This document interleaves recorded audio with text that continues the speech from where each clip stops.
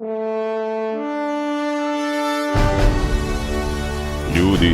nije sve izgubljeno.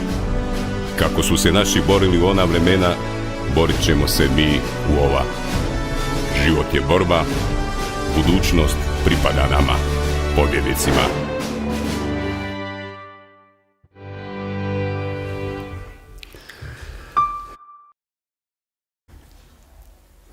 Dragi prijatelji, moj današnji gost je admiral Davor Domazet-Lošo. Gospodine Domazet-Lošo, dobar dan, dobrodošli. Dobar dan. Ne znam otkud krenuti. Situacija je takva da sam sebe pitam je li ja živim u Hrvatskoj ili živim u Jugoslaviji. Ne? Dakle, stvari se događaju i to kako vrijeme prolazi, taj neki ritam promjena sve više i više ubrzava. Kamo to vodi? Imate li sličan dojam, evo, recimo kao ja? Pa ima, ne da živimo u Jugoslaviji, nego se cjelokupni ambijent je stvoren tako, da Hrvatska država i ne postoji.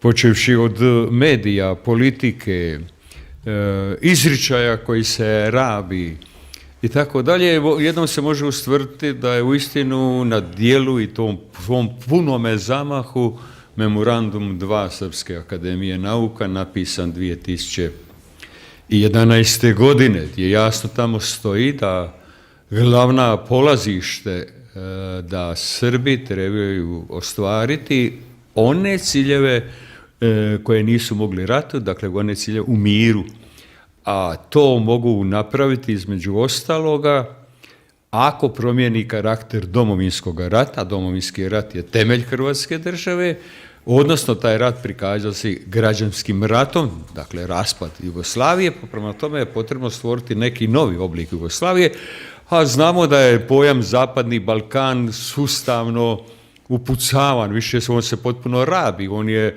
u Europskom parlamentu se govori Zapadni Balkan, to je sinonim za Jugoslaviju, zatim to je pojam Jugoslijere, ovi prostori i tako dalje, sve je to Jugoslavija.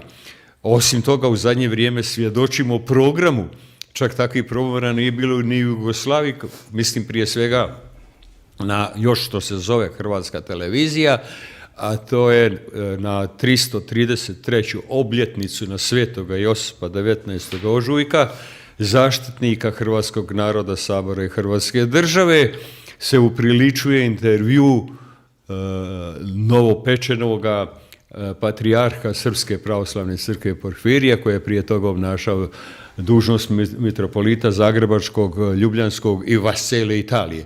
Prema tome, to je samo jedan primjer, onda drugi je primjer gostovanje, isto, to je dio istoga priče, istog programa, iste operacije specijalnog rata, gospodina Goštajna u nedjeljom u 2 u Stankovića, gdje on najgori mogući način napada Tuđmana, Hrvatsku državu, uvijek spočitavajući iću priču kako je to sve zločinaštvo bilo i tako dalje. To je jedna zatvorena priča i nije uopće, vi ste potpuno u pravu kada imate takav dojam i svi mi, mnogi ljudi imaju dojam, zato me i pitaju, zato ljudi zaustavljaju admirale što je ovo, kako dalje i tako dalje, a ja sam odgovorio sa ovom knjigom Hrvat je stratnik. Evo recimo taj intervju sa patrijarhom Porfirijem koji ste spomenuli.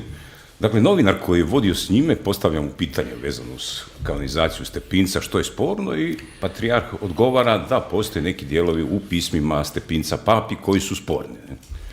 Sad, kao bih rekao, po nekoj logici iz novinarskog zanata, logično pitanje slijedi nakon toga, a što je to sporno, možete li nam pokazati ta pisma, možete li nam pročitati te dijelove, dakle nešto od toga, ne? Izostanak takvog pitanja otvara, dakle, sumnju da ili je novinar profesionalno nedorastao tom zadatku, što onda otvara pitanje odgovornosti Hrvatske radiotelevizije da pošalju na takav jedan intervju čovjeka koji to neće moći odraditi, ili novinar namjerno, dakle, ignorira takva pitanja koja bi svakako poslužila i koristila da se te neke nedoumice konačno razriješe, dakle da ide na svjetlo dana, da se rasvijetli što je to što je sporno oko kardinala Stepinca. Budući se to nije dogodilo, onda se tu otvara pitanje Hrvatske radiotelevizije, njene stvarne namjere, nakane kao javne televizije. Mogli bi se tu možda malo našaliti i postaviti pitanje je li zapravo patrijarh Porfirije na neki način glavni urednik i s jedne Hrvatske radiotelevizije? Pa ne moramo biti izravno iz sjene, ali nije ni čudo što predsjednik Milanović Hrvatsku televiziju, bar u ovo zadnje vrijeme, naziva Jutelom. Ona je čak gore i od Jutela, ona je izravno Jugoslavenska akademija, ovo televizija po mnogo čemu, po programu cjelokupnom. Dakle, vi postavljate posve logično pitanje. Koja su to pisma? Dakle, to su pisma tada biskupa, odnosno danas blaženika, Svetom ocu u Rim, Piju XII. Drugim riječima, kako to da ima Porfirije pisma, a neko drugi nema. Drugim riječima, ta pisma se znaju od prije. Ta pisma, koliko možemo se iščitati, bila su na raspravi ove mješovite komisije koja je imala 5 sastanaka. Pa su rečeno, bar je tako bilo priopćenje, da nema nikakvih spornosti unutra. Naime, u tom pismu, to je to što ima, Alojzije Stepinac vidi kuda ide režim. Govorimo o režimu. Paveliću to uvijek govori, treba razdvojiti režim od težnje naroda za svojom Hrvatskom državom.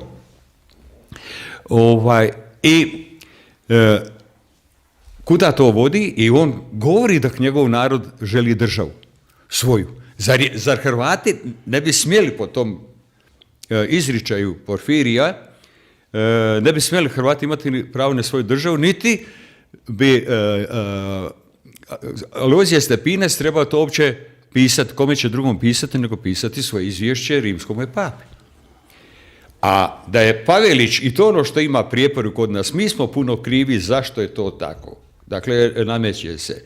Uvijek se mora razlikovati režim od naroda. Zato je Alojzije Stepinac izgovorio svoju čuvenu rečenicu kada ne bi osjetio bilo svog naroda, da bi bio ništarija. Dakle, njegov taj narod želi državu. Nije ni čudo.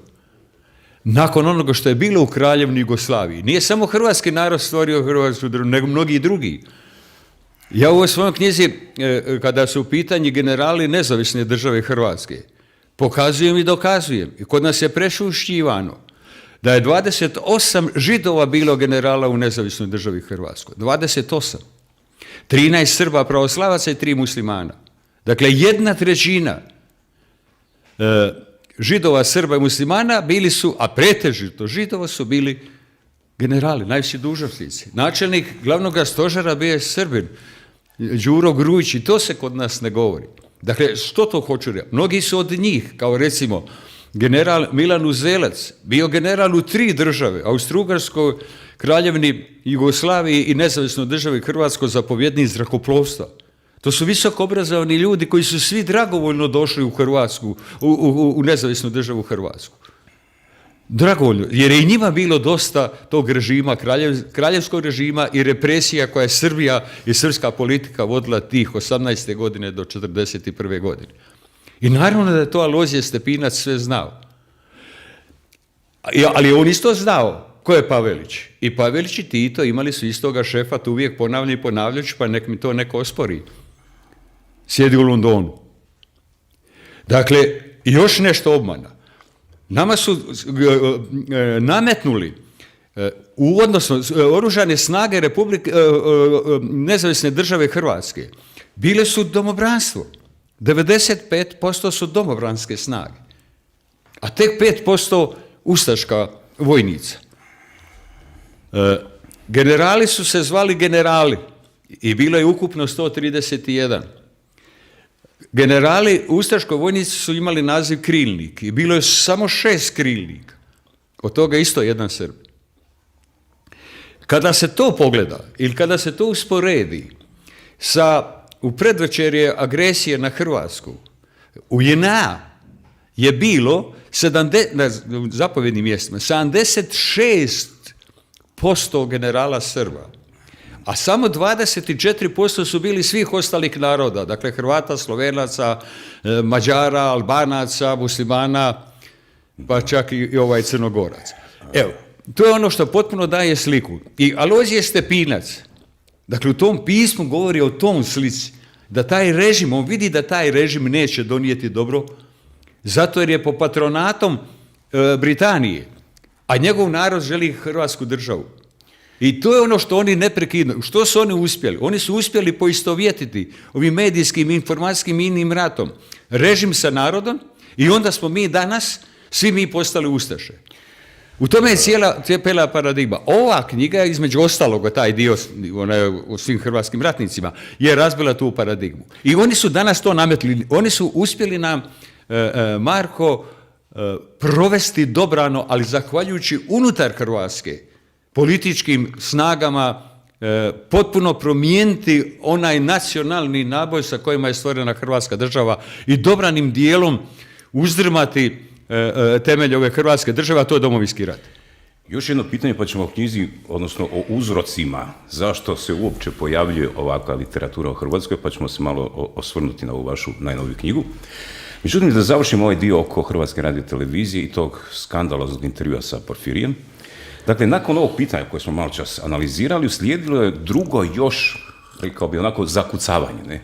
Otprilike ovim riječima novinar je pitao, dakle, novinar kada postavlja pitanje, on iznosi stav Hrvatske radiotelevizije, ne može on u svoje ime postavljati. Nije privatno, točno, nije to privatno. Dakle, on kaže, bili odlazak pape, biskupa i episkopa u Jasenovac, pa da se onda svi tamo poklone, bio nekakav preduvjet za početak izmirenja. Sad, pazite koliko tu ima elemenata. Prvo, zašto Jasenovac, ne? Drugo, pa dokad više mi već 75 godina se izmirujemo. Već 75 godina razne delegacije odlaze u Jasenovac, klanjaju se, daju nekakve minute ili sate šutnje, govori, tako je stalno to neko izmirenje, pa dokad? Koliko? Još 100 godina, još 500 godina? Dakle, gdje je kraj? Dokad bi to trebalo ići? To je jedno. Drugo, biskupi i papa bi trebali doći u Jasenovac pokloniti se, ne? Zanimljiva stvar, znate, zašto? Zašto bi biskup i papa došli zašto ne bi otišli na Ovčaru, recimo? Zašto ne bi otišli u Škabrnju? Zašto tamo ne bi bio početak izmirenja, ne? Ali ono što je najstrašnije, dakle, tu je udarena jedna pljuska, tu je onako u toj jednoj, kako bih rekao, metaforičkom konstruktu, dakle, taj novinar dok je izgovarao to pitanje, oni su već zamislili sliku. Sad zamislite naše biskupe i pape da tamo sad se klanjaju, ne? Znači, biskup i papa se mogu klanjati jedino Gospodinu Bogu, nikome drugome. A na ovakav način on ih ponižava, on ih tjera da ulaze u nekakvu, ne znam, herezu, recimo, ne? I što je najgore, nakon takve jedne šamarčine, izostala je reakcija hrvatskog episkopata. Evo, zato je situacija krajnje dramatična. Pa je, za nije čuda onaj ko sjedi u Rimu, onda crkva je jasna hijerarhija kao i vojska, a ko sjedi u Rimu znamo, onaj koji za Božić u jaslice stavlja pača mamu, dakle, Božice, zapravo to je Božica zemlje, u kojem su Inke žrtvovale djecu. Dakle, to je simbol, ko danas sjedi u Rimu, vidimo što je. Budući da mislite na biskupsku konferenciju, mora biti poslušnosti, a znamo da papa Alojzije Stepinac svet i cijeli prijepor po kanonsku pravu u tome, ako to uopće može biti prijepora, papa samo ima ulogu da obznani mjesto i vrijeme obznanjenja. Dakle, on ne može promijeniti odluku koja je donijela kauza za svete. Dakle, on je svetac. I samo proglasiti. To isto kao da se obznani u Narodnim novinama, nešto što je odlučio Hrvatski sabor. Evo, otprilike bi to bilo usporedba. On to neće i zato naša izgovor u Srpskoj pravoslavnoj crkvi. Nije ovdje samo velika krivica u Srpskoj pravoslavnoj crkvi, oni su samo to iskoristili. Velika krivica ovome koje je u Rimu. I sada ima ovo odgovor, ali je ovdje odgovor na vaše pitanje, ali je ovdje unatoč svemu tome biskupska konferencija trebala reagirati. Ona ne, apsolutno je šutnja, ali i mnogih drugih institucija u Hrvatskoj, dok dva generala, jedan admiral, dva profesora, Novak Hebrang i akadem Pečarić, admiral Domazet, general Tolj, general Ivan Kaplar, nismo napisali pismo javnosti o tome. Sad da vidim pokrenuta inicijativa za smjene na Hrvatskoj televiziji. Ono što iza te konotacije ima, da, točno, biskupi se klanjaju u Bogu.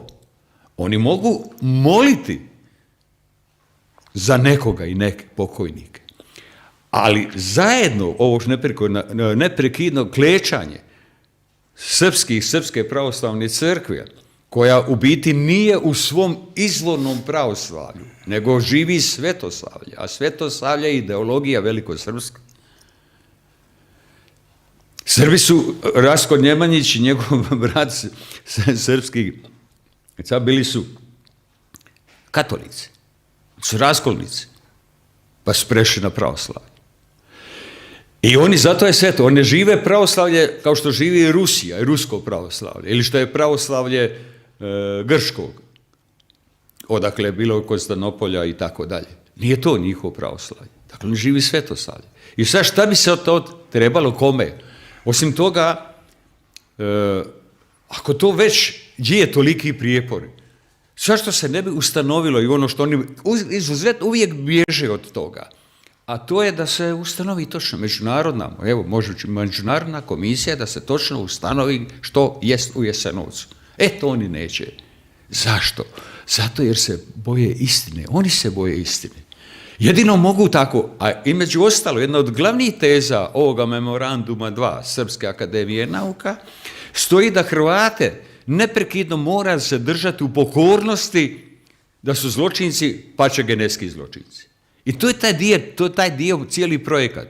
I ovaj novinar Nikolić, ne bi ja govorio o njegovoj svjesnosti i nesvjesnosti. Ja mogu pretpostaviti, predmijevati da je on jasno dobio pitanja koja će postaviti. Jer je to operacija. Jer je nakon njega i njegovog nastupa na taj dan Svetoga Josipa, zaštitnika Hrvata, Hrvatske sabora i Hrvata, je uslijedila drugi dio dio iste te operacije, a to je gostovanje spomenutoga Goštajna u Nedjeljom u 2, gdje se on obrušio na ovu državu, Hrvatsku. Dakle, on htječe se pokazati da je to kontinuitet, odnosno ona je poznata teza, engleska, odnosno i srpska, da je svaka hrvatska država sam po sebi zločinačka, pa kakva god ona bila. Ali isti dan, kada je taj intervju, isti dan u Saboru je prvo čitanje zakona o civilnim žrtvama, temeljem kojega bi, dakle, pobunjeničke snage iz Domovinskog rata ostvarile prava vrlo slična onima koji imaju branitelji. Ne? Pa to se ide...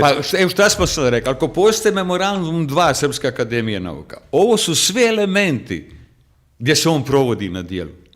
I zato je početak ove naše današnje priče koju ste vi rekli da imamo osjećaj da mi živimo u Jugoslaviji. Da, točno.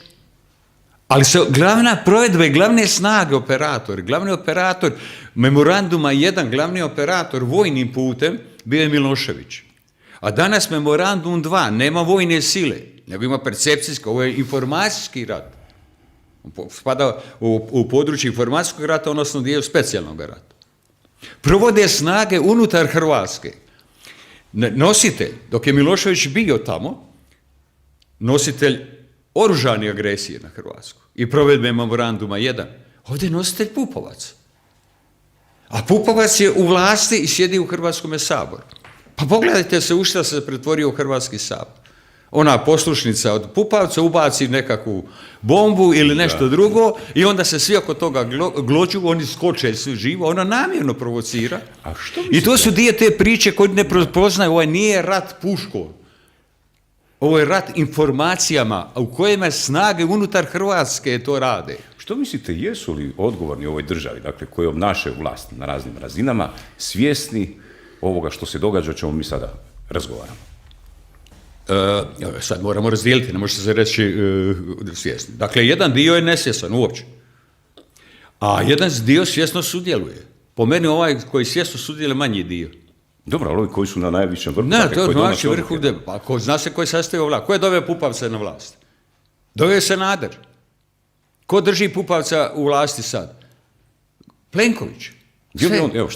Sve je jasno ko želi vidjeti. Što mislite, je li on svjestan svega ovoga, o čemu mi pričamo? Marko, svjestan i nesvjestan, to on treba odgovoriti na to pitanje, ne mogu ja znati nego ga svijest, ali po rezultatima se, po djelima se vidi što je. Ako ništa drugo, može pitati narod, može slušati ovakve emisije koje što su ove, ima ih još drugi, može pročitati knjige koje o tome govore. Ima ova Hrvatska umnih ljudi koji znaju upozoriti i govoriti, međutim ne.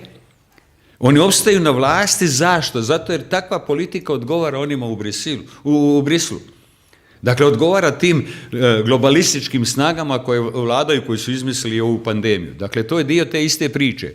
Ali to njima ne skida nikakvu odgovornost sa njima. Bilo oni svjesni ili nesvjesni. I to će se nastaviti to stanje. Dok se ne pobunimo. Evo, nema druge. A ne možemo biti svjesni ako se ne pobunimo. Mi sad spremamo jednu knjigu u kojoj ćemo dakle obraditi izvore te velikosrpske agresije, među njima zaključno sa tim memorandumom 2. Jedna od točaka tog memoranduma 2 jest sustavno raditi na ponižavanju svetinja u Hrvatskoj. Tako je, točno. Političkih, institucionalnih, identitetskih, povijesnih, kulturnih i tako dalje. Da sad ne čitam detaljno.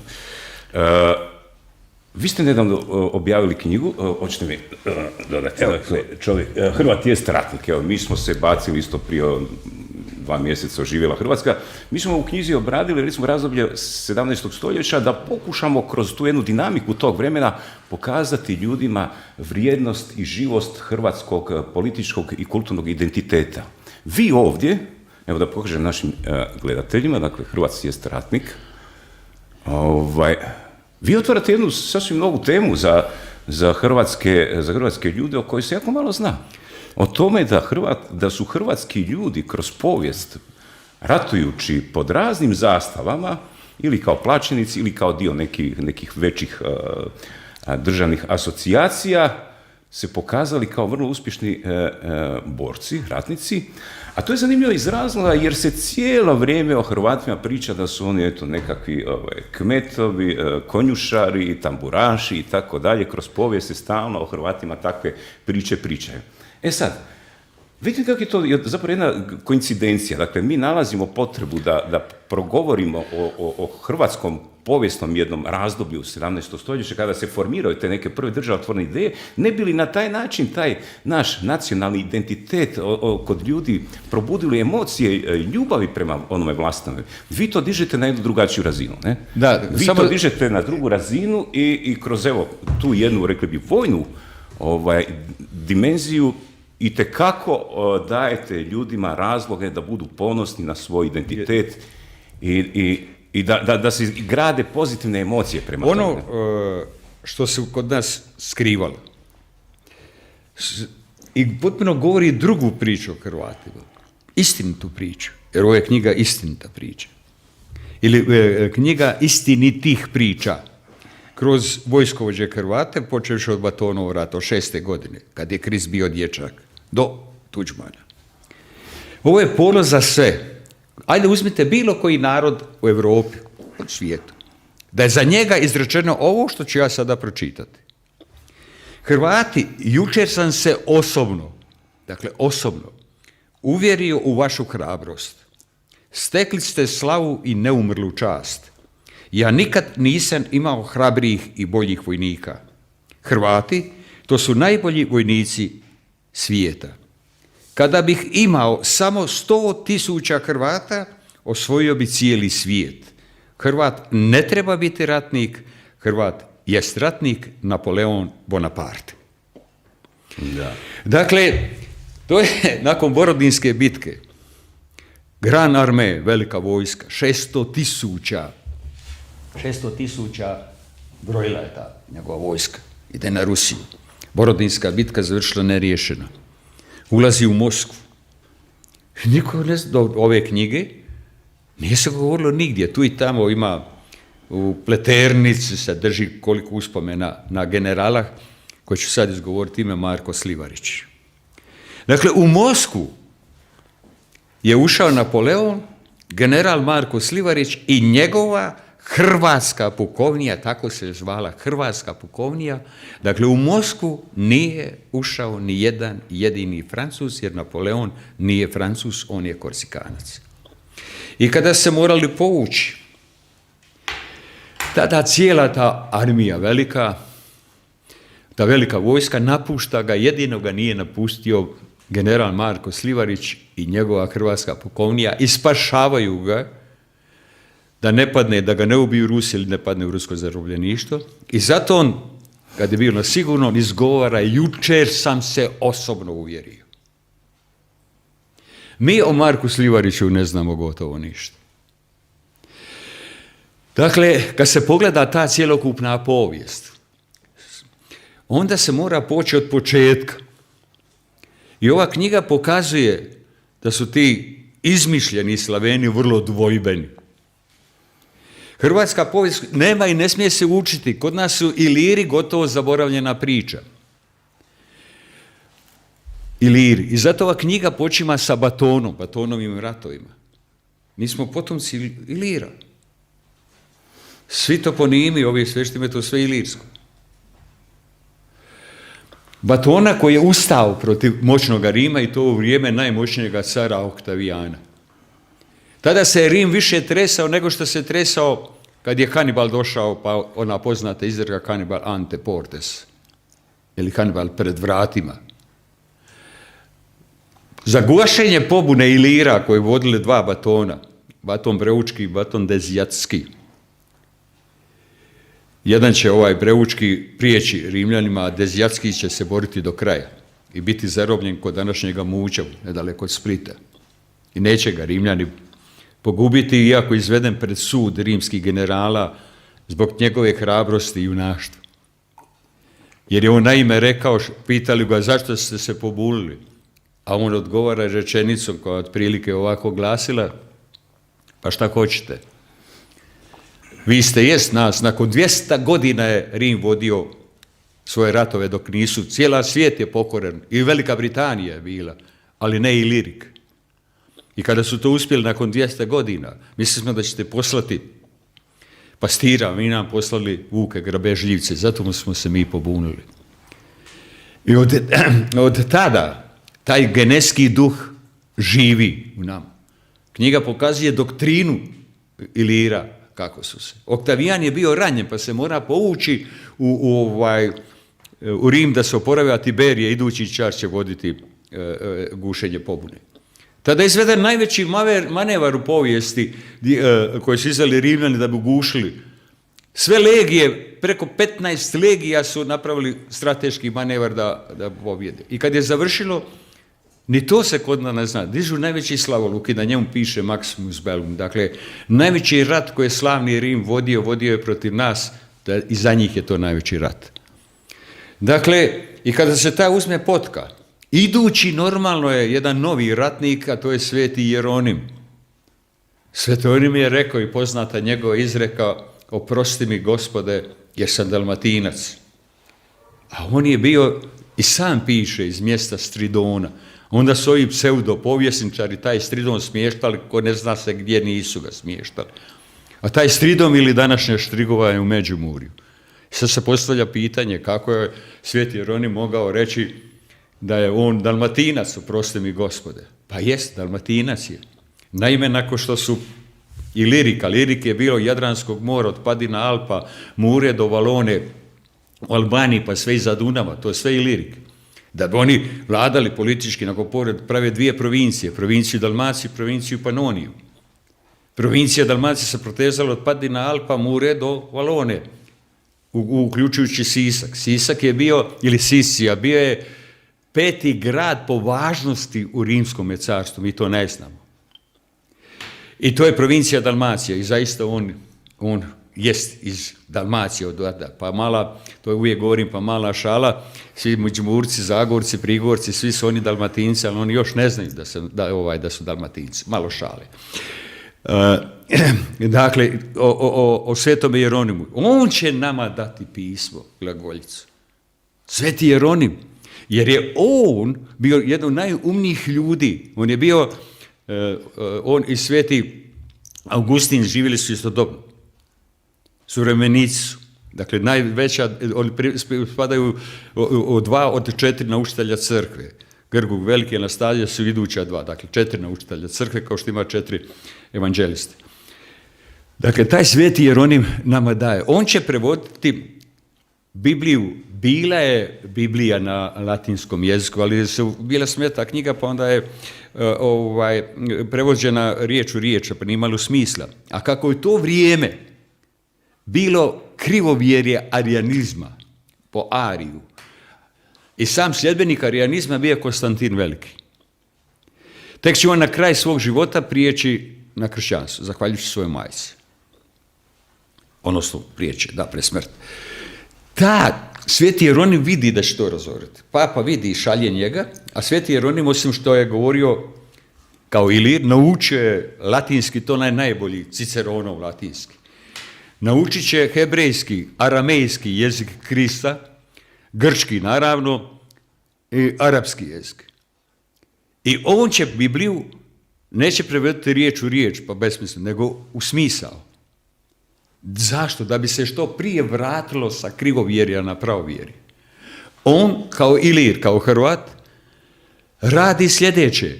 Uzima i stvara pismo glagoljicu i bogoslužje na ilirskom jeziku. Pa i Rimu se uvijek govorilo ilirski jezik.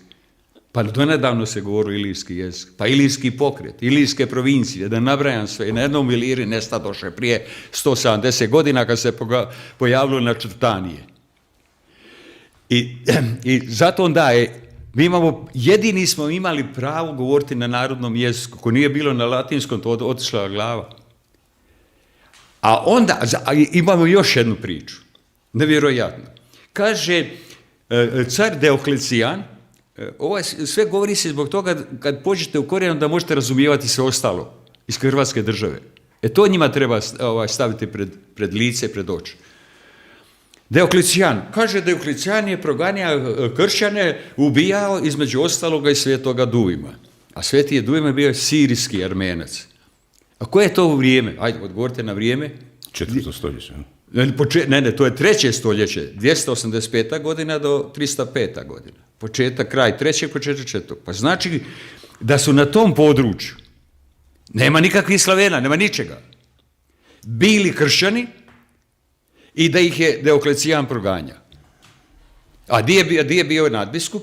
U Saloni ili današnjem Solinu. A Salona u to vrijeme imala 60.000 stanovnika.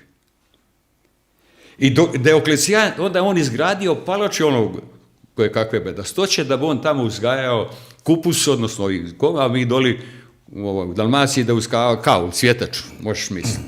On je jednostavno izgradio utvrdu, jer je Solin, rijeka Jadro, 5 km od mora. I ako on ne zaustavi kršćanstvo prelazi na drugu stranu, suprotno je Rim pada duhovne. Dakle, Iliri vode duhovni boj. I kada je u to vrijeme, znači kršćan, ne samo, ako je bila Salona, sve ostalo je bilo kršćansko, ali je zahvatila hereza arijanizma. A glavna problem ili arijanizam baš na tome da niječe božansku narav Krista. U tome je ona hereza. Opasno je bilo. Cijeli Sredozemlje zahvatilo arijanizam. I prvi koji dobijaju, zahvaljujući pismu i bogoslužju, prvi se Iliri, dakle ti Iliri od Jeronima, vraćaju na pravovjerje. I to je ta transformacija Ilira u Hrvate. To je to 5. do 7. stoljeća, jer je drugo bilo, zahvaljujući svom bogoslužju. Dakle, to su priče koje ima. Iduća je priča Petar Snačić. Sad, i danas ima ulica. Ja vidim, dobio sam knjige, pa onda napiše Petra Svačića, napiše Petra Snačića. Naime, kad je taj od Petra Snačića postao Petar Svačić, to N u V, pa nakon ću reći što je jedno znati slovo. Tada je krenula sva naša povijest krivo. I to je vezano i sve ovo što nam se sada događa. A ko je to napravio? Prvi predsjednik Jugoslavenske akademije, nije Hrvatske, nego Jugoslavenske akademije, Franjo Rački. Mason, koji je bio prijatelj sa Strossmayer. I on je promijenio to N u V. U čemu je poanta? Kada je posljednji hrvatski kralj dinastije Trpimirovića, Zvonimir, Dmitar Zvonimir, koji je bio oženjen mađarsko-ugarskom princezom Jelenom, kraljicom, nima nasljedstva i sad je trebalo izabrati novog kralja. Pravo biranje, jer je tada ima pravo plemstvo izabrati kog oni smatraju, koji će nastaviti novu lozu, stvoriti novu lozu. I naravno, pala ispravno odluka na Petra Snačića. Petar Snačić u vrijeme Dmitra Zvonimira bio ban. Našao je ban, dužnost bana. I stvara novu lozu. I on je bio Petar Snačić. I sad, isto se tako ne zna, pogibija Petra Snačića, ovo na Petrovom gori, i opisao sam da tamo uopće bitke nije ni bilo, jer je ugarski kralj Koloman imao već, dobio dio plemstva, ubacio je svoje doušnike, uvijek toga ima u svim vremenima, jer oni ne uvode geopolitiku, geostrategiju i vojnu doktrinu da bi ti obnašao. Zato ta povijest koju mi čitamo, to je ništa, to je ovisi od zapisivača, njegove ideologije, zato ona poznata izreka da povijest pišu pobjednici. Dakle, to nema znanstvenu težinu nikakvu. U suma sumarum da skratim. Dakle, Petar Snačić je ubijan potajice i naravno da ona njegova vojska se vratila nazad i tada Koloman na prevaru ulazi. Zašto je to važno? To je izuzetno važno. Drugim riječima, da je Petar, a Petra Svačića nema, to bi značilo po pravu da je on uzurpator i da mi više, i da se prekida kontinuitet Hrvatske države. Znali su svi ovi i za načrtanije, svi su oni znali za to. Međutim, Snačić uvijek ostaje kontinuitet, jer Mađari su htjeli da je Koloman pobjedio u bitci, međutim nije. Jer onda ako si ti vojno pobjedio, ti nameće svoje. Ne. Nego su Hrvati rekli, evo ga, dobro, dođi, pa ćeš se krenuti iza hrvatskog kralja. Drugim riječima, što pričam priču? Da mi danas imamo pravo na svoje kraljevstvo. A kako je Petar Snačić stolovao u Kninu? I zato je prošlo toliko godina, točnije 888, plus još 5 od Oluje, dakle 888 do proglašenja Hrvatskog sabora, samostalnosti Hrvatske države, misli na Oluji, zato je Tuđman poljubio zastavu na Kninskom tvrđavi. Ostvarili smo vjekovni san. Zato je to. A nažalost, još naša djeca i dalje uči u Petra Snačića. Dakle, to je, i nastavimo sve priče. Mi ne znamo ništa, ili gotovo, a mnoge su od njih svojatali. Kao na primjer Andriju Zmajevića, admirala. Ovo sad je geopolitike, pa anglosaksonski tabor, gori najviše razine Ruski i Kina, pa to je uvijek sukobi će svih geopolitički biti. Ruska mornarica je postala najjača mornarica na svijetu zbog projekcije hipersoničnog oružja, dakle projekcije moći, ne brojnosti. Jer u strategiji je vrlo važno, doktrini ratovanja, projekcija moći. Vi možete imati stotine tenkova, to vam ništa ne znači ako ne znate to projecirati tu svoju moć na pravi način. To je bitno. Dakle, mjerilo neke vojske je projekcija moći, a ne brojnost ovog ili onoga oružja. To mnogi ovi griješe koji ne znaju za to. A da ne govori način na ratovanje, uporaba, zato ima poznata, i svaka je puška ubojuta u rukama Mantušića Vuka. Dakle, o tome je riječ. Dakle, Petar Veliki želi izići Rusiju na mora. Nema gdje. Prvo more, to je Baltik. Nema nikakvo iskustvo. I Matija Zmajević će preko Carigrada, veleposlanika Tolstoja, koji će ga preporučiti Petru Velikom, Karlovoj Vari, gdje se on tada liječio, došao kod njega jer ima pomorskog iskustva, vidi ga i njemu povjeri izgradnju mornarice. Napravili su mornaricu, moraju sporiti u bitku jer tada Švedska bila vele sile na Baltičkom moru, bilo je bitaka, glavna odlučujuća, pobjeđuje, zarobljuje pola flote i admirala švedskoga, car Petar Veliki skida svoj carski zlatni pojas, kači ga admiralu Zmajeviću koji je dosegao najveći čin admirala, najveće odličje Aleksandra Nevskovi koji je kad je Petar Veliki umro nositi carsku krunu Romanovih. Dakle, to je jedan dio priče. I mnoge druge, naravno tu su Kneževići. Zamislite vi, otac i 4 sina Kneževića generale. Zamislite vi koji su veći Hrvati, bilo je mnogih Hrvata, a nisu podrijetlo, jedan je Irac, a drugi je Škot, feldmaršal Nugent, odnosno feldmaršal Laudon. Tu je priča o najodlikovanije hrvatskom vojniku u Prvom svjetskom ratu, Čukelu, Vjekoslav Luje Čukela, kojega će Srbi svojatati, a Splićani inače. Najodlikovaniji, koji je od 19 Hrvata, odnosno američkih vojnika, a on je Hrvat, koji je dobio 2 puta medalju časti, medalju za hrabrost. Tu je najveći junak Oktobarske revolucije, Tomislav Tomo Aleksa Dundić, dakle najveći junak o kojemu su Vorošilov, Buđoni su, jer u njima zapovjedali, poglavito ovaj svojim memoarima opisuje ga, koji je pobjeđivao kozake. Naravno, tu su i generali... Imate Borojevića, recimo. Imao, naravno, Svetozara Borojevića. Kojega, evo, ja ne znam, neki dan sam slušao jednu emisiju na radiju u Prvom svjetskom ratu, te bitke na Soči, koliko je bilo, jedno 15 otprilike, gdje se Svetozar Borojević pokazao kao uspješni operativac, iako mu čak nisu dali da preuzme komandu, stalno su dolazili neki njemački zapovjednici, iznad njega feldmaršali i tako dalje. I onda slušam to i cijelo vrijeme u toj emisiji se govori, ali Srbin iz Hrvatske. A on sam je govorio za sebe da je... Recimo da, to pojasnite. Mora pojasniti, naravno mora biti Svetozar Borojević u knjizi, jer to nema, ili Lav sa Soče. Lav sa Soče, da. On je zaustavio 11 talijanskih ofanziva. Sad, sa stajališta strategije, amo pretpostavimo, znamo Rapalski ugovor, šta su bili, šta su uzeli. A zamislite da nije bilo feldmaršala Svetozara Borojevića, koji je sam za sebe napisao, i ovi mu zato ne mogu prostiti, da je on Hrvat pravoslavne vjere, što jeste. On je samo za sebe to govorio, ne? On je napisao pisma i ostavio, umro u siromaštvu. Naravno, zbog toga kada Srbi nisu htjeli, Austro-Ugarska ga zaboravila, nestala, a mi Hrvati nikada ga nismo ni na pravi način znali o njemu. Da on nije zaustavio ti 11 ofenziva, gdje bi sad bili? Gdje bi Italija bila? U Zagrebu, ne bilo ni Zagreba. Dakle, ne bilo ni Domovinskog rata, ne bi mi danas ni ovdje sjedili.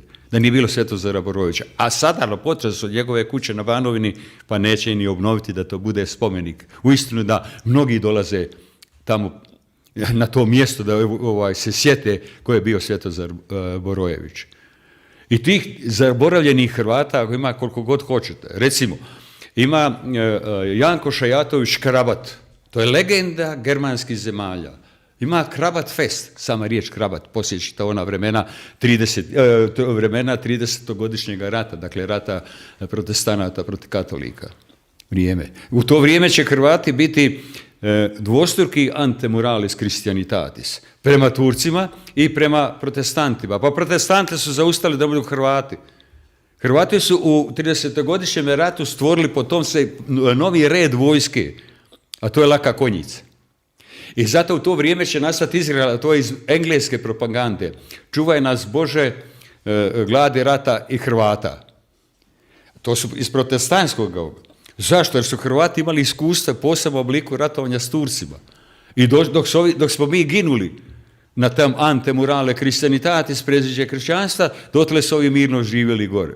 Kada je došlo do između sukoba katolika i protestanata, odnosno protestanata i katolika, tada na stranu, naravno, katolika, jer ovi prevladali, došli Hrvati i nisu uspjeli. Od tada kreće ta, a poglavito iz engleske propagande, tada je napravljena i prvi specijalni oblik, specijalne operacije u kojem se ti Hrvati, jer nisu mogli ovi pobijediti protestanti, napravili su čak i napisali roman u kojem među ostalog stoji opisujući naravno najgorim oblicima katolika, poglavito Hrvate, da opisuju na način da čak i konj njegov jede dijete. Zamislite dokle je ta propaganda došla. Knjiga naravno opisuje, rekao sam i generale iz NDH. Ne NDH, ne, opisuje svih 28 židovskih generala židova i tako dalje. Dakle, jedan novi pristup, postoje novi pristup, niko nije to osporio do sada, ali govorim generale iz JNA. A tu su dva generala, odnosno jedan je iz Drugog svjetskog rata, tako ispravnije reći, jedan je general koji je proslavio, a to je Norman Sota, Iskrcavanje u Normandiju, to je film koji je s njime najduži dan, odnosno s njime najbolji ratni film američki, a to je Spašavanje vojnika Rajana. To je po njemu. Dakle, operacija Omaha, da nije bilo generala Cote, Iskrcavanje u Normandiji, operacija Overlord bi propala. Naravno, tu je i general, kojem se malo zna, Ljubo Ilić.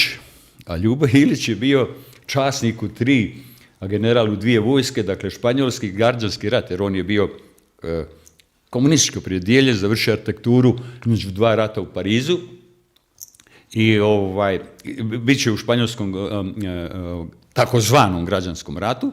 Poslije će biti zapovjednik svih inozemnih snaga francuskog pokreta otpora. Ma kakav De Gaulle?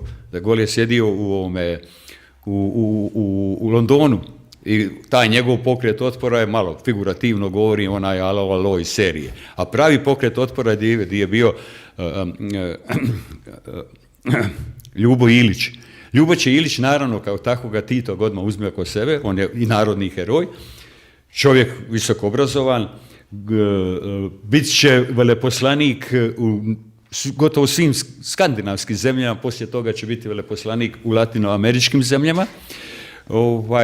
I bio je oženjen sa opernom pevačicom Zinkom Kunc. Naravno, tu je Ivan Šibl, onaj koji je ustanovio Hrvatsku televiziju, komesar 10. Zagrebačkog korpusa. Knjiga pokazuje ko je i kako zadržao 10. korpus da uđe između ostalo 6. Lička sa Đokom Jovanovićem, pobije sve šta imaju pokolj po Zagrebu.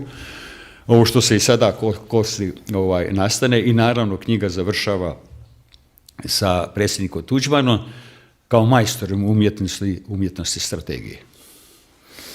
Da, sad generale, odnosno admirale, puno smo generale spominjali. Kako?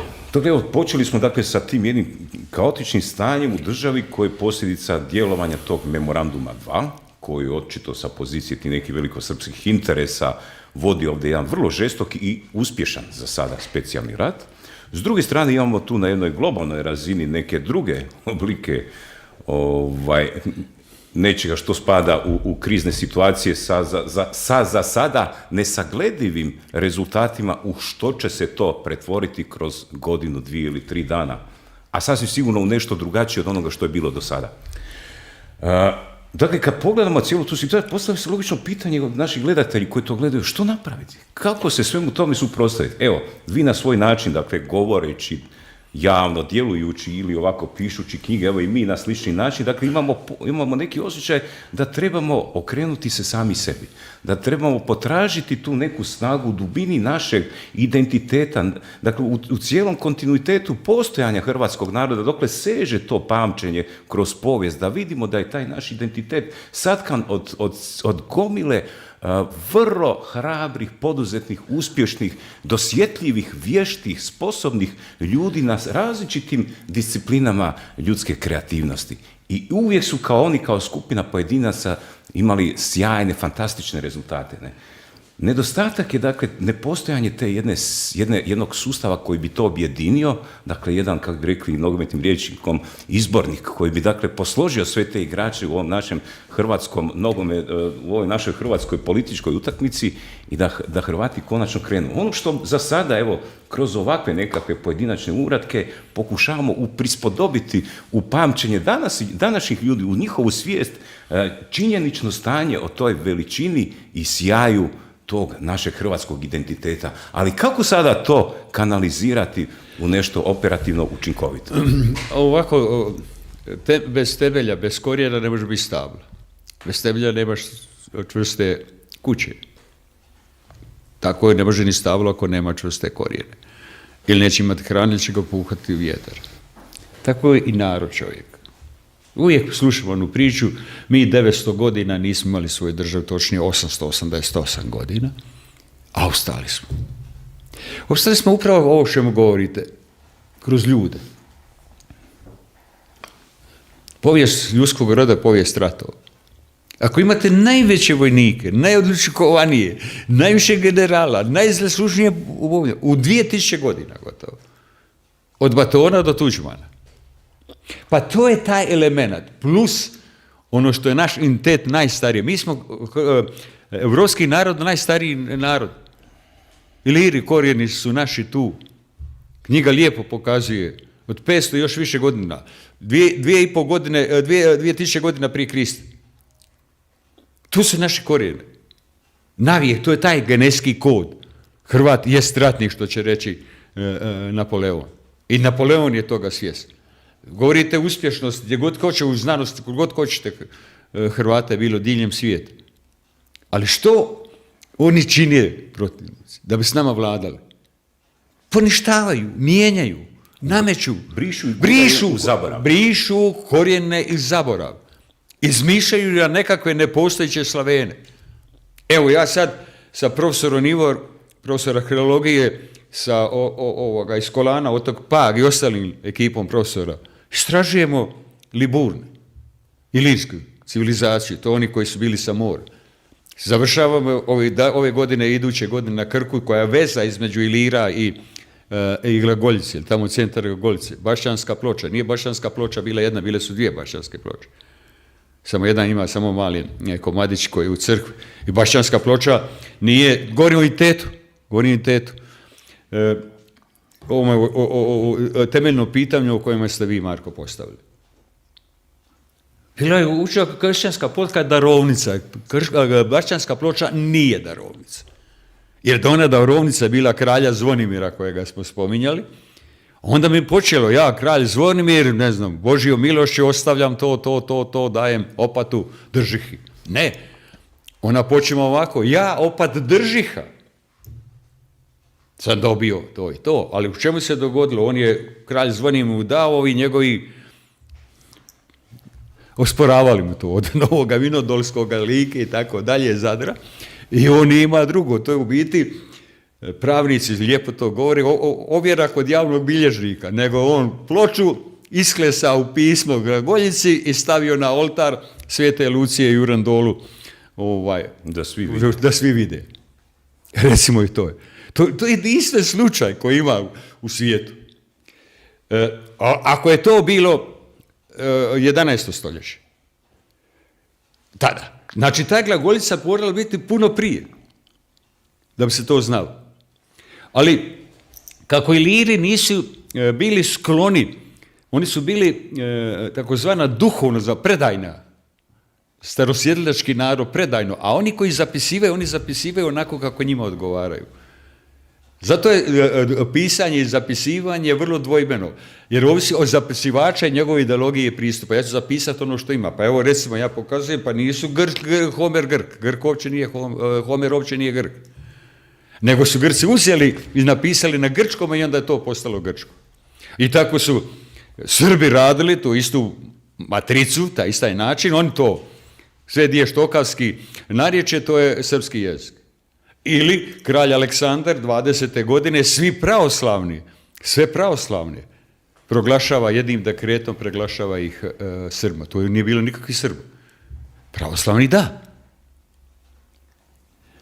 I to je taj način na koji se ovaj identitet treba čuvati. Vratiti se njemu. Kad se to vrati, zato smo mi mogli opstati uz kršćanski katolički identitet. Imati još jedno pismo. Dakle, hrvatski knez je poslao pismo rimskog papi gdje on stoji da ćemo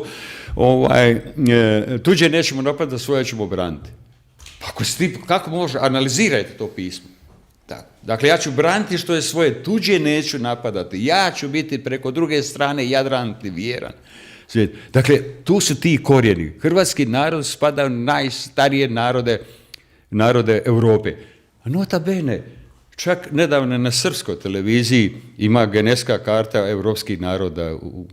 I tamo lijepo stoji. Čak na beogradskoj televiziji ona voditeljica čita, i to me čudno da je pročitala, ali je točno da Srbi imaju 59 turskih gena. A istodobno nastavlja... 59%, mislim. Da, 59%. A Hrvati imaju 49%, i sad slušajte ovako, dinarsko-ilirski genotip. Evo. Čak se to prije nekih pola godine moglo čuti na srpskoj televiziji u Beogradu, ali se ne može čuti na hrvatskoj televiziji. Dakle, ti teoriju bratstva i jedinstva, to je očito razlog. Ne? Ko? Zato, tako, to je, sad je opet djelo na teorija bratstva i jedinstva. Dakle, drugim riječima, osvješćivajući ovakve knjige, osvješćivajući identitet, mi tek moramo biti svjesni Hrvati sebe sve što jesmo. Najbolji ratnici na svijetu. Ratnički gen. Hrvat inače znači ratnik. Hrvat znači ratnik. Prvi primamo kršćanstvo. Kršćanstvo smo mi primili, govorim za rimskom carstvu i sve ostaloga, od Armenaca. Jer je najveći svjetac Maštroc bio suvremenik. I oni su zajedno prevodili pismo u Bibliju. Ovaj na armenski jezik, a ovaj na na latinski jezik i stvarajući pismo. Dakle, to su korijeni su naši duboki. Prvi misionari, armenska država je najstarija država na svijetu, 311. godine, 2 godine prije nastala Milinskog edikta. Ali vidite još jedna stvar. Barem u povijesti hrvatskog naroda, ali tako je svugdje, ne? Dakle, da bi se počele događati neke političke promjene, potrebno je da se dogodi neka kritična masa nekakvog nezadovoljstva na tom prostoru među ljudima gdje bi se trebale dogoditi političke promjene, ne? Ta kritična masa, pa u hrvatskom narodu to je jako lijepo vidljivo, pogotovo u zadnjih 50 godina, dakle, krenula iz te duhovne sfere, ne? Pamtimo jako lijepo kako su izgledali ti neki pokreti unutar crkve, razne molitvene skupine, ne znamo, tamo oko Palmotićeve, Tomislav Ivančić pokojni, pa recimo Međugorje imamo, pa ona prva veća hodočašća u Mariju Bistricu i tu se pojavljuje jedan vrlo snažan biskup, Franjo Kuharić. I on zapravo priprema duhovni teren tokom 70. i 80. godina, stvarajući kod ljudi i hraneći tu jednu svjesnost o važnosti očuvanja vlastitog identiteta i obrane vlastitog identiteta, odnosno prava koji proizlaze iz vlastitog identiteta. Dakle, on priprema teren da bi se onda krajem 80-ih pojavio drugi Franjo Tuđman, koji to politički operativno onda zapravo provodi, ne? A mi danas u ovoj našoj dragoj katoličkoj crkvi imamo situaciju kao da nam nedostaje takvih snažnih ljudi koji bi svojim svjedočanstvom vjere potaknuli takve neke procese. Što mislite o tome? To je ključ priče. A ko su bili prethodnici sluge Božije? On je sluga Božije, dakle kandidat za blaženika Franje Kuharića. Bio je Franjo Šaper, dakle kongregacija nauke i vjere kojega će naslijediti, njega će naslijediti na tom funkciji kongregacije Ratzinger, papa Benedikt XVI. Ako je bio prije njega, Alojzije Stepinac. To govori potvrdu. Tim prijepornim vremenima bez duhovne snage ne možete vidjeti. Nije Hrvati pobijedili nekako. Hrvati su pobijedili duhovnom snagom rata. To je taj duh kojega prepoznaje Napoleon. On se može iskazati kao oružana borba, ali može se iskazati kao duhovna borba. I mora biti jedno i drugo. Zašto je to tako? Zato jer su naši korijeni duboki. Zato je ovo jedno, mislim, poglavlje i nosi prvo poglavlje, hrvatski su korijeni duboki. I to je ta snaga koja je treba. U vremenima. Dakle, ne može se ništa događati da bi se ni Hrvatska država mogla dogoditi, a to je Božje proviđenje, da tako kažem, 90. godina da nije bilo velikog geopolitičkog tektonskog poremećaja, a to je pad bipolarne podjele svijeta. Danas će biti još veći tektonski poremećaj nego što je bio prije 32 godine. A to je višepolarnost svijeta u kojem ti koji su izveli pad Berlinskog zida, ništa se ne događa slučajno, su proklamirali svoju geopolitiku da će ona biti geopolitika, da će 21. stoljeće biti američko stoljeće. Kad kažem američko, ne mislimo na Ameriku kao Sjedinjene Američke Države kao državu, nego mi smo duboko američku državu ili okultnu oligarhiju. U ovim trenucima, ovo je sve priprema. Ako usporedite, mnogi analitičari govore sa tez da u mnogo svemu sliči kao pred Prvi svjetski rat. Ne drugi, nego Prvi svjetski rat. Ima sličnosti u mnogo čemu.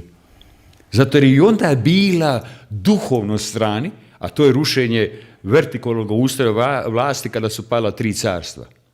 Ovi sada hoće srušiti u ovome ratu svaku državu. Onda je bilo glavni cilj carstva, sad je država, svaku državu da sruši. Ovo uništenje Hrvatske, Mađarske države, Češke države, Francuske države, koje god ima na svijetu, zato jer njima ne treba nikakva država, jer je država okvir slobode, ona je okvir slobode, što je Goethe o tome govorio. I zbog toga je sada izuzetno važno ovo o čemu govorite, duhovna priprema. I ova knjiga je na tom tragu. Dragi moja hrvatske mladeže, mene posebno raduje što ovu knjigu preko 50% su mladi dođe. Mladi dođe, kuću admirala imali knjigu, pošaljite i tako dalje. To je ono što raduje da ima. Doće veliki prijepori sad. Veliki, oni su tu. I sada je vrlo važno. Nemojmo tragati Kel ne osoba pa će on povesti, ne. Dobro ste rekli i dobro ste uočili. Prvo je bila duhovna potka, da je zahvaljujući našoj crkvi i ono što je vodio, u osobi Franje Kuharića, ali prije svega njegovim prethodnikima, a prije svega Svetom Alojziju Stepincu, kojeg ovoga neće proglasiti, ne proglasiti, obznaniti da je on svetac, obznaniti, to je ispravna riječ, je zalog i ovoga da ćemo mi opstati kao ratnički narod. Doći će taj koji će to povesti, ali je ovo važno da mi postanemo svjesni svojih korijena. Ne može vaš onda, niko vas ne može pobijeti. Doće neko, ako imaš korijen koje će malo, taj korijen je uliti vode pa će to stablo prolistati i procvjetati. Admiral, imamo još dosta pitanja naših gledatelja s Patreona, pa ja predlažem, pošto smo već odmakli skoro sat vremena, da pređemo na ta pitanja, jer ona još onako dodiruju cijeli niz tema koje sam ja mislio, dakle, pripremio, pa idemo kroz ta pitanja. Pa bolje je to ljudima odgovoriti, da. Evo, kaže jedan gledatelj, u Saboru je bilo prvo čitanje zakona o civilnim žrtvama Domovinskog rata. Postoji mogućnost političkim metodama spriječiti da ratni zločinci budu korisnici tih naknada? To opet odgovaramo. Odnosi se snaga u Saboru. Mediji kontrolira okultna oligarhija. Imamo samo medije kao što su ovake neke male niše medija koje možete govoriti. Broj hrvatskih zastupnika koji su uočili o čemu je riječ, jer to se može pravno promijeniti. Vrlo jednostavno. U naslovu Operacija Oluja, ja sam plan Operacija Oluja, stoji ovako, to je odgovor posredo na ovo pitanje. Oluja je šifrirani naziv, a pravi naziv je strateška napadna operacija za oslobađanje okupiranih područja Republike Hrvatske pod nadzorom UNPROFOR-a. To je Oluja. Strateška okupirana područja, jer ako su okupirana područja, ako ih ne kontrolirate 5 godina, onda za neki zeleni stolom možete izgubiti. Pod nadzorom UNPROFOR-a, dakle UNPROFOR je uzeo nadzor, ali on nije vratio, jer je to njegova uloga bila da vrati reintegraciju. Nije učinio prema, mi imamo pravno to vrati, ako nećete ono što kaže narod milo silom, dakle oružanim putem, i to je operacija Oluja. I zato je čak i Carla Del Ponte rekla da ona nema ništa, da je operacija Oluja legitimna. Tako i ovdje. Samo naslov nek promijene. Da. Ne domovinski rat, a nisam rekao koji je taj naslov, ne domovinski rat, nego civilnih žrtava srpske JNA agresije na Hrvatsku. Tada to treba. Zašto? Ima presudu. Više niko ne spominje presudu ovoga Haškoga suda, gdje su Srbija označena za genocid. Srbija jasno označena da je primjenjivala genocidne metode u agresiju na Hrvatsku. Prema tome ima pravni zasada. Međutim, naslov Domovinski rat je vrlo širok i rasteživ. I zato su oni napravili. Dakle, moj je prijedlog, neka od ovih saborskih zastupnika, drugo čitanje ili već koliko će ih biti, promijene naslov na ovom tragu o kojem se ja govorim. Sljedeće pitanje naših gledatelja s Patreona kaže: hrvatska vlada smatra naši gledatelji masovno korumpirana. Bez obzira što opozicija tu korupciju razotkriva, ništa se ne događa, ništa se ne mijenja, dalje ide sve svojim tokom. Ne? Što mora narod učiniti da se to promijeni? Ne? I zahvaljujem se naravno za vašu knjigu i za ovu našu Živjela Hrvatska. Dakle, što narod treba učiniti da se to promijeni? Narod trpi do onoga trenutka dok mu ne pregusti. Šta će narod napraviti? Danas moramo poznavati sustave koje imaju i kako se vlada. Danas je apsolutna kontrola svega medija. Pogledajte šta mediji ispiraju mozak. Samo ovaj jedan primjer sa ovom pandemijom, sa cijepljenjem, sa svim ovim, da ne govorim. Dakle, narod u ovome trenutku nema druge nego krenuti se sebi. Nema druge vratiti se svojim korijenima. Nema druge nego čitati. Nema druge nego se moliti. U tom trenutku. Korupcija kao takva je ugrađena u sustav. Ne možete reći, mi se borimo korupciju, pa kao što je kapitalizam kao takav korupcija sam po sebi. Profit je taj koji generira korupciju. To je imanentno, to je obilježje profita. Prema tome, kako ćete vi to promijeniti? Jer je sustav napravljen. Nema socijalna dijela. Ovo nema veze s komunizmom, o čemu govorim. Najveći socijalist bio je Krist. On je bio najveći socijalist. Došao do svakog čovjeka. Do onoga koji je bolestan, gubav, do Lazara i tako dalje. I to je zbog toga i oni neprekidno, i zato se to ne rješava. Ova civilizacija koja počiva na profitu je došao njezin kraj. Nova civilizacija će se stvoriti, a ta nova civilizacija, me dobro slušaju, bit će stepsko-adriatska civilizacija. Dakle, mislim, od ruskih stepa do Jadrana. Na potki oživljavanja kršćanstva, ruskoga pravoslavlja i katoličanstva. A ko su nositelji danas kod katoličanstva? Nije Rim. Hrvati. Ali su naši crkveni dostojanstvenici uživjeli. Ali je zato veliki dio hrvatskog naroda taj u kojem živi taj kršćanski katolički duh. To je zalog. Biće teška vremena, ali ih treba čekati. Da. Sljedeće pitanje, kaže naš gledatelj s Patreona, ako je zdravstvena situacija na neki način velika vježba, nisu li onda naši pastiri zapravo mudri što se ne protive i što čuvaju možda snagu crkve za onu pravu stvar koja tek dolazi? A koja je to prava stvar? Pa zar ti crkveni, zašto oni čuvaju? Da ih istjerali iz crkve, svete vode nemaš, ruke pereš od hostije, nemaš molitve. Zašto sad, to Bože, treći val, ma možeš misliti. Treći val, zašto? Zato ni uskrs ovaj. Ne budemo bar maloga uskrsnuće, novi život, novi početak, i to će nam to će držati do tada. Onda će, kad to prođe, onda će doći izbore, onda će to popustiti, onda će morati malo para, pa će onda za ljeto pustiti. To je to. Dakle, oni su ti, da su oni digli glas. Pa šta on ne pozove i zatraži? Dobro, ne može unutra. Amo van ispred crkve. Doće narod i po noći i po toplini po sad. Mogu i sad učiniti za Uskrs. Svi vani. Pa može se moliti. Da. Ako se hoće moliti. Ali najljepše tako ne. Zato jer ovaj u Rimu, jer opet ponavljam po treći put, to je hijerarhija, mora slušati što ima. Glavni problem katolika je Rim sad postao. Evo, baš veže se na to pitanje, na tu temu, kaže, postoji li politički, vjerski konsolidirana katolička država na zemlji, kao što su ili će u bliskoj budućnosti biti pravoslavna Rusija, konfucijanska Kina ili protestantske zemlje, sad je nabrajano? Dobro, protestantske zemlje ne znam, ali se ne mogu protestantske zemlje ni u čemu uspoređivati sa pravoslavnom Rusijom ni konfucijanizmom Kine. Dakle, ako ima 3 tabora, Rusija ima svoj pravoslavni kršćanitet. Evo sad, jučer se razgovarali, neki svećenici smo telefonom nazvali i raspravljaju, kažem, admirale, da, dakle, među njima ima oni, kaže, ovo što vi govorite, Rusija se digla, zato je digla svoj kršćanski pravoslavni, to je najkršćanskija sad država na svijetu. Kaže, evo jedan primjer, točno negdje oko Moskva, kaže, on je rekao, Putin gradi 1000 crkava. To samo govori.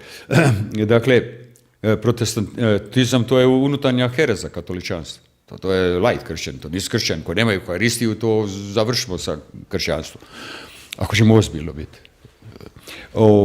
Ono što katoličanstvo sada nema nažalost u Rimu, ali valjda je Bog odredio, ono što ima ne dokučuju svi puti Gospodnji, je iskušenje i sama nama, koji smo katolici, ali ta katoličanstvo Hrvata silno živi.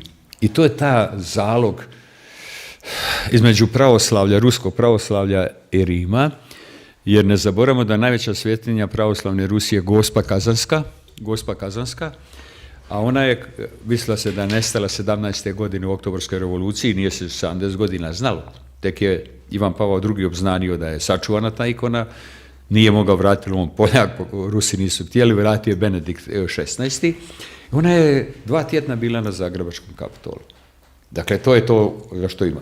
Ta nova civilizacija neće biti zapadna civilizacija i ona dolazi u svom kraju. Ovo je kraj zapadne civilizacije ovakve kakve je, jer je protjerala svog Boga Europa iz Ustava i odrekla se Krista. I ona je kao takva. Stvorit će se nova civilizacija koja neće biti na profitu, nego će biti na socijalnoj sastavnici, ali u kršćanskom ozračju. Evo, to je ono što ima. Naravno da ovi proces ne može to tek tako brzo, da on ima svoj tijek. Kroz to će se slijedi veliki rat, to nema nikakve dvojbe. Jer ovo ne može biti drugčije, ono može se završiti. Ovi ne mogu privesti ovu kraju pandemiju jer onda oni padaju, oni su toga svjesni, zato će držati, produživati, zato će izmišljati sve nove sojeve, bit će još sojeva na 1000, ne znam kakvih svijek nastavaka neće, valova će nas zapljuskati, ali ne mogu dogod Kina, vlada, evo sad je pokupovala sve čelik željezo na svijetu. Ima zlato i petrolju, a Rusija ima hipersonično oružje. I zato ovi šize, da tako ispravljamo riječ, i zato Biden koji je niko mali poslušnik te duboke države, odnosno okultne oligarhije, koji će izjaviti ono da je Putin ubojica. To je znak nemoći. Pita sljedeći gledatelj, gdje su nestali migranti? Nema ih više ni na televiziji. To treba Merkelicu pitati, ona mi bolje odgovorila na ovo pitanje, ali dobro, mogu i ja. Pa ne znam, dio priče, isti dio priče, evo, odlično pitanje. A gdje je nastala, ja ću odgovoriti isto dolje, a gdje je nestala gripa? Kako to da ove godine niko živ u Hrvatskoj, Europi, dobrim svijeta nije obolio gripe? Tako su nestali migranti. A po Europi su ostali, oni su lijepo. I njih ne pogađa pandemija COVID-19, oni su, toga nemaju kod njih. Dakle, lijepo je obojene revolucije ili arapsko proljeće izbombardirali islamski svijet, držali u 3-4 godine u kojekakvim logorima, isprali mozak, pustili ih ovdje i to je ta po gradovima europejskim i sad je pitanje, kada se to malo stiče, kad će on njih koristiti da počnu diverzije svih mogućih. Odnosno, evo jedna mala pretpostavka, ne govori o tom teoriji urote koliko god hoće. To je dio priče i plana, a kad se na to upozoravalo ko su migranti, onda su se pozivali na humanitet, koje kakvi ovdje najmanje ima humaniteta. Događaju se, evo, nastavak pitanja, neplanske migracije, slučajno, ili je sve planirano? No, nema plana, nemojte to. Spontanosti nema. Kad je ovo u pitanju, sve je plan. Plan je i Prvi svjetski rat, plan je i Drugi svjetski rat. Plan je i pad, rušenje na 2 blizanca u New Yorku. Plan je i migranti, plan je i COVID-19, dakle sve je plan. Nema bez plana. Pita gledatelj dalje, tko uopće vlada Evropom? Sad nabraja Židovi, Britanci, Kinezi i tako dalje. Tko vlada? Nijedan od tih, okultna oligarhija. Okultne oligarhije ima i Britanaca, okultne oligarhije ima i Kineza, okultne oligarhije ima i Njemaca, okultne oligarhije, dakle ima svih naroda, pa ima i okultne oligarhije i Hrvata kojim to pripadaju, ne u samome vrhu, jer oni ne daju taj sami vrh, a on je pretežito stoluje u anglosaksonskom svijetu. Dakle, oni nisu vezani za narod, ne smije se narod govoriti. Dobro je kineski predsjednik Xi odgovorio Amerikancima, odnosno dubokog države. Kaže, mi znamo koja je vaša duboka država, ali vi ne znate koja je naša duboka država i to je vaš veliki problem. Što hoće reći? Ovi su stvorili na zapadu model, a Kinezi su ga samo preuzeli i tim modelom oni tuku zapad. Kako vidite budućnost Europe kroz prizmu povijesti? Ponavlja li se ta EU povijest? Je li razvoj Europske unije, odnosno povijesti, gotovo vidjeli ste sada prema tom velikom resetu u jednu amorfnu globalnu strukturu? Točno, to je cilj. Europa kao Europa u kojem ona smislu bila povijesno, a Europa je njezin identitet, njezin su korijeni kršćanski, Europa je kršćanska civilizacija. A onda su je raznorazni hereze, počevši od protestantizma, francuske revolucije i svih drugih, razgrizli bolševičke revolucije, komunizma koji je nastao u Londonu, nije komunizam nastao u Moskvi, to ljudi ovi još ne znaju, više sada komunizam ima u Londonu nego što ga ima u Moskvi. Tamo on stoluje jer je to liberalizam i ostalo, to je samo nadograđena inačica komunizma. Tamo ima. Dakle, Europa ne predstavlja u geopolitiku odgovor. Postoje više polarnost svijeta. postoje 3 glavna igrača. Anglosaksonski svijet još, Rusija, Euroazija i postoji teolokracija, odnosno Kina. Svi ostali, iduća na geopolitičko tom ljestvici skali, spadaju, dakle ovo su na vrhu. Indija, Latinska Amerika, ali Sjedinjene Američke Države neprekidno, a Latinsku Ameriku drže pod patronatom, razbijaju koje kakvim prevratima i svim ostalima. Dakle, ona ima potencijala, govori. To je islamski svijet, ali isto ono, razbijao, nema vodeću zemlju. I tu završava priča. Svi ostali su dole. Europa je na 6. mjestu političke moći. Europu, kako bi mi sada poznamo završiti, gotovo. Europa je duhovno devastirana. To je Božji prirodni zakon. Kad nema rađanja, tada nastaje smrt. Kad nema matice, tada nastaju odvojci bare, kaljuže, komarci, žabe, svašta se koti. To se na kotlu u Europi. I to mora, ne može se to promijeniti. Mora zapukati novi vjetar. Vjetar može doći samo sa istoka. Mora se osvježiti tamo gdje je kršćanstvo. I to je taj drugi Kristov dolazak o kojima govori sveti Ivan u svome otkrivenju. Što se događa sa Amerikom? Kada je postala, je li ona jedini strateški partner Hrvatske?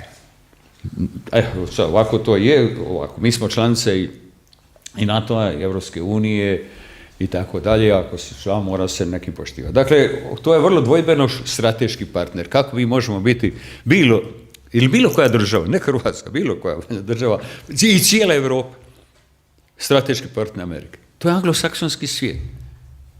Amerika je stvorena nakon pada Britanskog carstva. To je zakonitost koja je nastala to je dio crnoga plemstva koje je nastalo od Venecije. Vladalo. Kada je Venecija prestala preuska, vidiš, Venecija je bila na moru zatvorena i tako dalje, pa onda morala kroz Otran, pa je ratovala sa Turskom, pa su onda htjeli i našu obalu, to su uvijek povijesno. Kada je to crno plemstvo svojim kapitalom vidjelo preusko postalo, onda su preko Nizozemske, zato je Nizozemska bila, došli na kraj Europe u Englesku i stvorili crno plemstvo tamo. A sadašnja kraljica je potomka tih.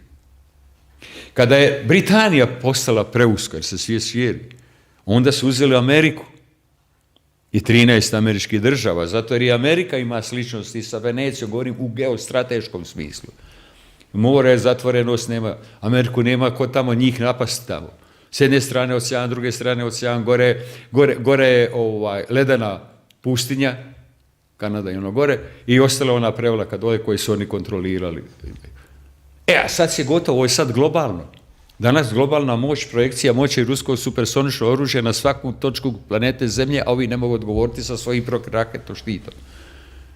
Prema tome, Europa više u geostrateškom i geopolitičkom smislu ne predstavlja ono što je bila, a ona se devastirala dodatno i duhovno. Dakle, zato to je još jedan element koji pokazuje da je Europa završila svoju priču. Neće ostati oni narodi koji su brojni, nego oni narodi koji imaju imunitet, koji imaju svoju duhovnost. Ti će ostati u vremenima koje dolaze. Srbiziranje hrvatske povijesti, pita gledatelj, Spatrija, onda kaže, najhrvatskiji film hrvatski, dakle, Tko pjeva zlo ne misli, koji zbog jedne rečenice dugo vremena bio u bunkeru, zapravo zbog onoga kipa Bana Jelačića, ja mislim da je to bilo sporno na špici, ne kaže, sada je u novoj verziji srbiziran. Ne znam, jeste gledali ovu seriju? Ne gledam ja, to sam... Dnevnik malog Perice, ne? Dakle, znate, Tko pjeva zlo ne misli, dakle, jedan film zagrebački koji se događa na zagrebačkom biti, a sad imamo odjednom, tu je 30% radnje u JNA, neki tamo oficiri, pa onda tu je u milicijskoj stanici, neki milicajci, sad se odjednom film pretvorio u nešto što više nema veze. Ko je autor te serije? Nemam pojma ko su sad. Ali HRT svakako, evo, to je... Mislim da ovaj Brešak koje tu imaju... dobro, to je sad taj... To je bitno, to je dio priče. To je dio priče, one sa početka o čemu smo mi danas govorili. Provodi memorandum 2. Pa ne provodi se memorandum 2 sa oružjem, to smo rekli, nego sa ovakvim serijama, gdje se ona prikaziva i stvarno reklamiraju. Ja sam odmah znao šta će to biti. Pa imate onaj crno-bijeli svijet, pa imate tu seriju, sve se vraća u Jugoslaviju. Pa to je taj dio priče, sad ovi nešto nemaju što gledati, možeš gledati ono mantranje na dnevniku koji ti ispire mozak ovim jadnim ljudima, još što su, mogu disati ispod ovih maske, pitanje dokle će, onda im daju takve serije. Zašto taj film? To je antologijski film. Ima 2 filma, Ko pjevan zlo ne misli, to pokazuje što su Hrvati. A ima srpski film, izvanredan. Tko to tamo peva? Točno ovaj film, opet je pjevanje, jedno i drugo, kroz pjesmu pokazuju što su Hrvati, a ovaj film pokazuje, koji je izvanredan, pokazuje što su Srbi. E sad oni hoće, ovaj hrvatski, na neki način tim, o čemu govorite, promijeniti te zagadnje. Ne, nema više Purgera, nema tog zagrebačkog hrvatskog štiha glavnog grada i nema ga, nestaje. Oni su preuzeli. I sad se to manifestira na ovim izborima za grad Zagreb. Vidite kako oni silno ovoga iz Možemo, ove platforme koja je liberalističko-globalistička forsiraju. I ono što sam rekao u jednoj emisiji, sad će prvo ako oni, ne daj Bože, pobjede, na šta će biti? Prvo će mijenjati ulice. A onda će ukinuti, Hajduk su razorili, ti takvi su doli, ta Orjuna, Splitska razorila je Hajduk. A sad će ići razoriti Dinamo. Zato, nego događa se ovo slučajno. A onda će razoriti hrvatsku reprezentaciju. Ovaj poraz od Slovenije, pa to je dio, sve to ozračja. Pa ne može jedna takva reprezentacija da ona ne stvori sa onim igračima jednu poštenu priliku protiv Slovenije. To ti govori kako se duh napada. Pa između ostalog, to je ta serija, zato je napravljena. Zato se prikazuje u ovo vrijeme. Razlika, pita naš gledatelj, između ustaša i dragovoljaca Domovinskog rata. Zar nisu svi oni branili i stvarali Hrvatsku? Nije to tako. Prijatelji moji dragi, ustaše su ustaše, a hrvatski dragovoljac je hrvatski dragovoljac Domovinskog rata. Da se odmah razumijemo. Rekli smo, isto to, meni je drago, nek to gledatelj preporučio da svakako uzme knjigu, pa nek uzme poglavlje, da svijet nikada, ništa nije crno-bijelo, tako nosi naslov. Dakle, ustaše nisu bile obilježje oružanih snaga nezavisne države Hrvatske, nego domobranstvo. I kroz strukturu, kroz organizaciju, kroz činove i sve ostalo. Lijepo sam rekao, 131 general, a ustaške bilo je nešto više od 5000, bilo je 6 krivnika.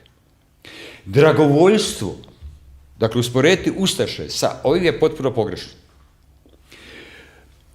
Dragovoljstvo i dragovoljnost u Hrvatskog Domovinskog rata je posve nešto drugo. Dragovoljci su bili nositelji obrane. Dragovoljci su bili u svim oružanim snagama na svakom području, odnosno svakom strukturi početka organizacije bili su dragovoljci. Dakle, to su moduli mali, koji je neko tamo bilo, ovo je skupio 10, 20, 30, 40, 50 ljudi, imao je postrojbu, to nisu bile prave postrojbe stvarno u vojnom smislu, i tek formiranjem glavnog stožera, a to je 9. mjesec 1991. godine, počnemo funkcionirati kao vojska. Oni su ti, dakle, tada imaš obranu čitavog naroda, a ovdje ustašku vojnicu koji nisu ni bili prava vojska. To je bila, možemo nazvati, partijsko-policijske snage, tako, u tom smislu. Partijske više. U tom se ne smije i nikako. To oni žele. Da svima nama, svim Domovinskom ratu, napravljaju kako je to ipak nastavak onih vremena, i sad se, evo, za onda nije ostvarena država, a sad jeste. To je oni što žele. I ne smijemo u te zamke upadati. Pita gledatelj još jedan sa Patreona, kaže, što mislite o prijedlogu Miroslava Škore da se prekopa Jasenovac i da se konačno sazna prava istina? Ovako, prvo riječ prekopati je neadekvatna za to. Rekli smo već u emisiji. U pismu smo javnosti, šestorica nas, rekli to što imamo sad, neki dan.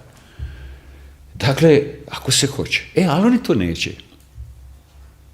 Kaže revizija. Sad mislite riječ, danas ti je revizija. Pa revizija mora biti. Bez revizije nema znanosti. Ako ćemo tim, jer svaki da bi znanost napredovala, ona mora imati reviziju prethodnih znanja, da bi ti došao do novih. Pa najveći revizionist je Einstein. Najveći revizionist je Nikola Tesla. Svaki znanstvenik je najveći revizionist. Revizija znači preispitivanje nečega na temelju novih činjenica, novih saznanja, novih stremljenja i tako dalje. Jasenovac, da je njima stalo do žrtava, njima nije uopće stalo do žrtava, baš njih brige koji u Jasenovcu. Nego manipulaciju da drže hipoteku hrvatskom narodu. Pa to bilo najlogičnije. Amo, nego međunarodna. Naravno sa glavni tim koji će biti u Hrvatskoj, kogod hoće nek postavi. Idemo vidjeti što je tamo. Prije nekih 10 godina ima se jedan stav u Jasenovcu, ima predstavljanje svoje knjige Domovinski rat, 91-95. strateški pogled. I rekao sam da ima jedan koji je bio u komisiji, državnoj komisiji iz mislim da je 1953. godine ili tu neke. I htio je mene vidjeti, stari čovjek, 90 još nešto godina, i kaže, admirale, evo ja vam to moram reći, recite, ja kažem, Barba. Pa kaže, ja sam bio u tom, kao jedan skupaj, i kaže, šta ste našli, Barba? A kad smo kopali, našli smo ove, mislio iz Blajburga, s križnog puta. I šta su rekli, zakopali nikad više.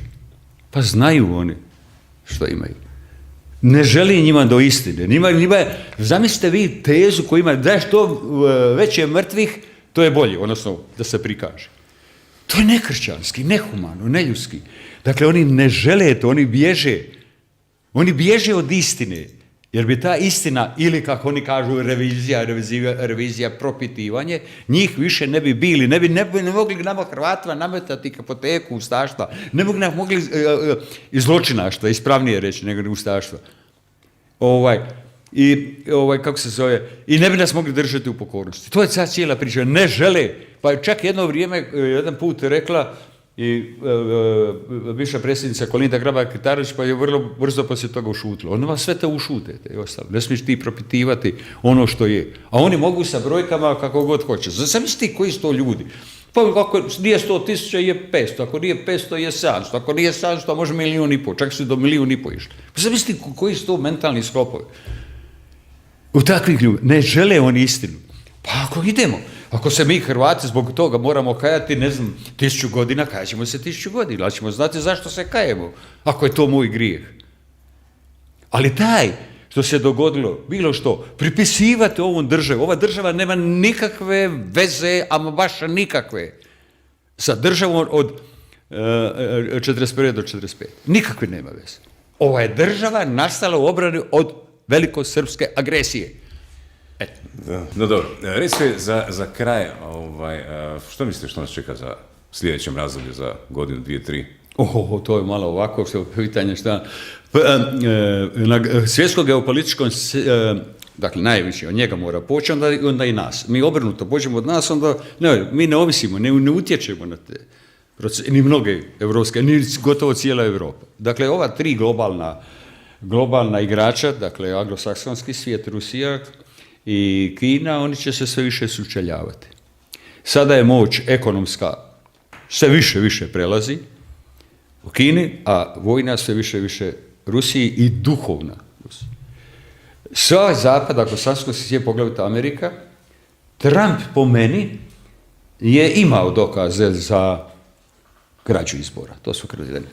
Međutim, očigledno da ga je neko uman savjetovao i rekao, gospodine predsjedniče, zamislite vi još 4 godine da vas rastežu, razapinju, gdje bi to bilo. Ne.